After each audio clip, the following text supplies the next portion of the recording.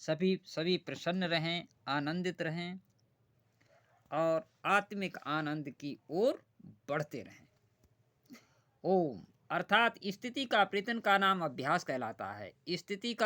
स्थित का अर्थ है वृत्तिहीन चित्त की एकाग्रता और यत्न का अर्थ है उस एकाग्रता के लिए मानसिक उत्साह और दृढ़ता पूर्वक यमादि योगांगों का अनुष्ठान। वैराग्य दो प्रकार का है, पर और अपर, लौकिक और वैदिक। दोनों प्रकार के विषयों में चित्त का तृष्णा रहित हो जाना वैराग्य कहलाता है। दृष्टवादानुश्रविक विषय विषय विस्तृण वशीकार संज्ञा वैराग्यम। योग सूत्र।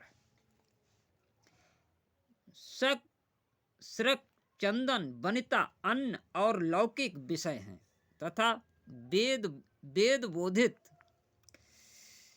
पारलौकिक स्वर्गादि के अमृतपान अप्सरा गमन आदि अनुश्रविक विषय हैं। इन दोनों से चित्त का तृष्णा रहित हो जाना वैराग्य है। पर वैराग्य के विषय में कहा गया है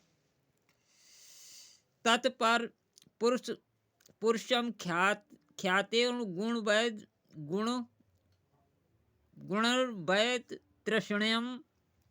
योग सूत्र। प्रकृति और पुरुष विषयक भेद का ज्ञान उदित हो जाने सत्व गुण के कार्य रूप विवेक ज्ञान की तृष्णा का अभाव है, यह पर वैराग्य है। अपर वैराग्य संप्रजात समाधि का हेतु है और पर वैराग्य असंप्रजात समाधि का हेतु है।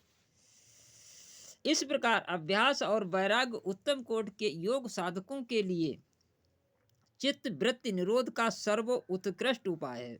सर्वोत्कृष्ट का मतलब सबसे उत्तम कार्य करने वाला।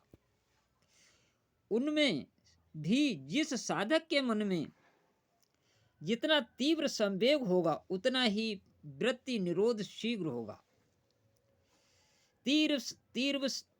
तीव्र संवेगानाम मानंशाः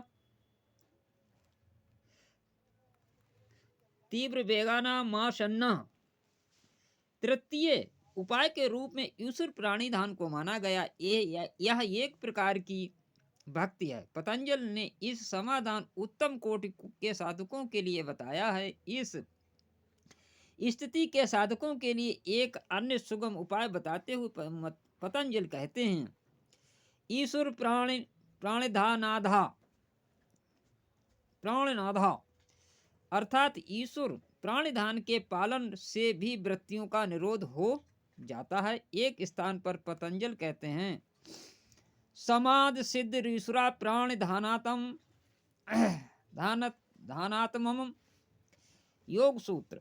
अर्थात ईश्वर प्राणिधान के पालन से समाधि की स्थिति शीघ्र प्राप्त होती है और समाधि की स्थिति में ही वृत्तियों का निरोध संभव है।